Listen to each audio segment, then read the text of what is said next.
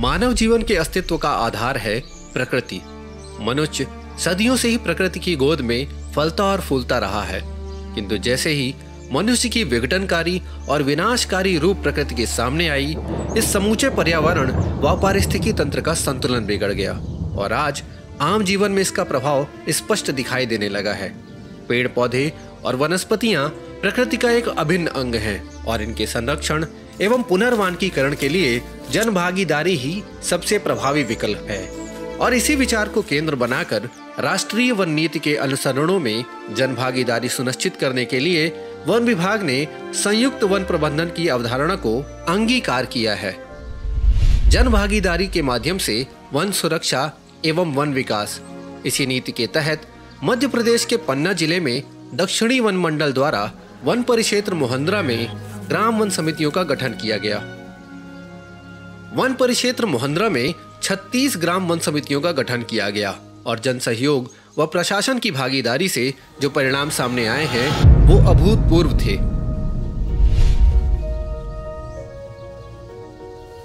तो आइए इन gram one समितियों के अंतर्गत हुए वृक्षारोपण व वन संरक्षण के कार्यों की जानकारी पर एक नजर डालते हैं। अगस्त 2000 में ग्राम वन समिति बड़खेरा की स्थापना हुई थी। समिति के 16 सदस्यों को लगभग 458 हेक्टेयर का रकबा आवंटित किया गया था। इसमें से लगभग 240 हेक्टेयर क्षेत्र में 10 अलग अलग प्लांटेशन के अंतर्गत लगभग 2,20,750 पौधों का रोपण किया गया था और आज उनमें से लगभग 75% पौधे स्वस्थ हैं। रोपित पौधों में सागौन एवं बांस के साथ साथ आंवला और शीशम आदि भी रोपित किए गए थे। जहां खैर, तेंदू, चिरौंजी और महुआ आदि से रोजगार उपयोगी वनोपज मिलती है, वहीं करधवई, धावड़ा, गुंजा और रेवजा आदि पौधों से जंगली जलाऊ लकड़ी प्राप्त होती है। मेरा नाम नवीन गुप्ता है और मैं यहाँ पास के गांव बड़खेरा में रहने वाला हूँ और मैं यहाँ 15 साल से करीबन इस समिति से जुड़ा हुआ हूँ। सब लोगों का हमारी समिति में बहुत अच्छा सहयोग रहता है। यहाँ की स्थिति जंगल थे, लोग यहाँ पे खेलते थे, मैदान था, कुछ नहीं था। यहाँ पे लोग आने जाने कच्ची रास्ताएं थी। अब तो खैर बहुत रोड विकास हो चुका है इस समिति का। सब लोगों ने बहुत मेहनत की इस समिति से जुड़े हुए। तो हम लोग को इसमें समिति में 50,000 रुपये का पुरस्कार ही मिला था। पानी वगैरह तो कभी रहता भी है, सूख जाता है, फिर टैंकर से अपना गवर्नमेंट करता है उसकी व्यवस्था। टैंकर से भी सिंचाई होती है जब पानी की नई व्यवस्था रहती है। जुड़े हुए हैं और सब लोग अच्छे लोगों को तो सब लोग सपोर्ट करता है। गलत होते तो वो तो निकाल देते कि भैया आपका सहयोग नहीं। परिवार तो लेके बहुत दिल खुश होता है और आगे भी करें समिति में अच्छा काम। तो सब लोग बहुत मेहनत करते सब लोग, जब तो आगे इस चीज़ पे आगे बढ़ पाते। जंगल देख के अच्छा लगता है। ठीक है, धन्यवाद, बहुत अच्छी जानकारी है। इसी प्रकार जनवरी 2014 में ग्राम वन समिति टपरिया की स्थापना की गई थी, जिसमें 16 सदस्यों की समिति को लगभग 400 हेक्टेयर का रकबा आवंटित किया गया था। इसमें से लगभग 165 हेक्टेयर के क्षेत्र में 5 विभिन्न प्लांटेशन के अंतर्गत लगभग 1,95,000 पौधों का रोपण किया गया था और इनमें से लगभग 87% पौधे स्वस्थ और विकसित पाए गए। आज इस जंगल की स्थिति को देखकर ये विश्वास कर पाना लगभग असंभव लगता है कि कभी ये जगह वनस्पति विहीन और समतल मैदान हुआ करती थी।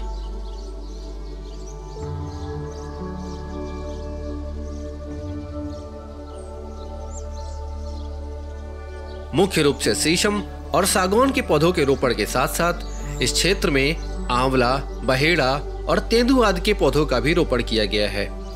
सो बबूल, सतकठा, खैर, धावड़ा और गुंजा जैसी जलाऊ लकड़ी वाले पौधे भी इस समिति के क्षेत्र में पाए जाते हैं।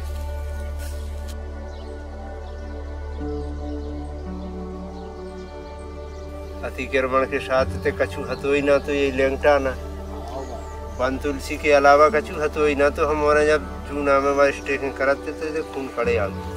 पहले सहयोग न रहा तो अब जो है अब सहयोग ज्यादा है शासन की तरफ से। अंतर भी तो दिख रहा है। अंतर दिख रहा हूँ। अब धबा के जब बैलगाड़ी जब फेंसिंग न भई थी, बैलगाड़ी चलती तो एक तरफ से काटती भी बिल्कुल कुछ न छोड़ती मेहनत करी भाई, इन लोगों ने चौकीदार लगाए, हम उनके लगाओ भाई, हम ने भी दौड़ धूप करी, हम ने अब उस शासन के जरिए विज्ञान के जरिए जो मोबाइल वोबाइल चल गए, जैसे अधिकारी नहीं है तत्काल फोन लगाओ तो तत्काल भी आ गए, तो गाड़ी आनी भी बंद हो गई।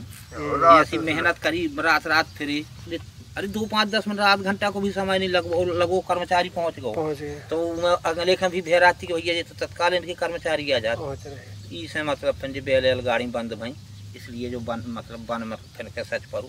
नहीं तो एक समय तो जो है तो आपने बताया कि ये तो क्रिकेट के मैच खेल करते, अब भले वन विभाग की डाँड़ो डो तो आ जाते खेल, सही बात, उनकी फील्ड बना लो भैया, कछू नहीं जाते।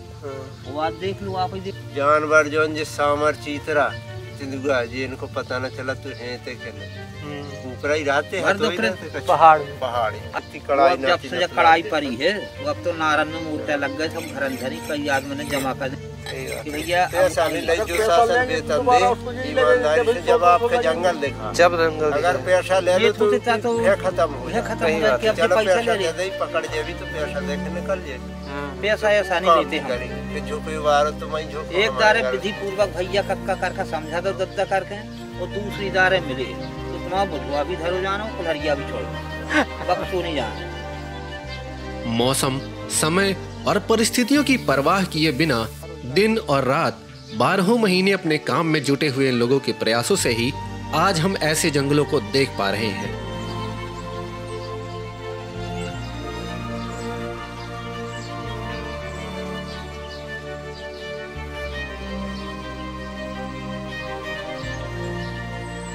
ग्राम वन समितियों के इन प्रयासों से आज स्थानीय लोगों और आसपास के गांवों को भी काफी लाभ मिल रहा है।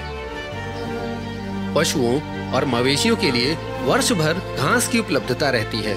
जंगल के उत्पादों से रोजगार के नए अवसर सामने आ रहे हैं। प्राकृतिक रूप से गिरी सूखी जलाऊ लकड़ी प्राप्त होती है और पर्यावरण के उत्थान से शुद्ध ऑक्सीजन का लाभ मिल रहा है। साथ ही साथ वनों से प्राप्त होने वाली उपज जैसे आंवला, महुआ, बहेड़ा, चिरौंजी और तेंदुपत्ता आदि से स्थानीय ग्रामीणों के आय में भी काफी वृद्धि हो रही है। इन ग्राम वन समितियों के जमीनी स्तर पर किए गए कार्यों के परिणाम स्वरूप ही आज हम इन जंगलों को देख पा रहे हैं। सरकार और जन सहयोगी ये वन समितियां पर्यावरण और जलवायु परिवर्तन के बचाव के लिए हर संभव प्रयास कर रहे हैं और इन प्रयासों के लिए हम सभी इनके आभारी हैं। धन्यवाद।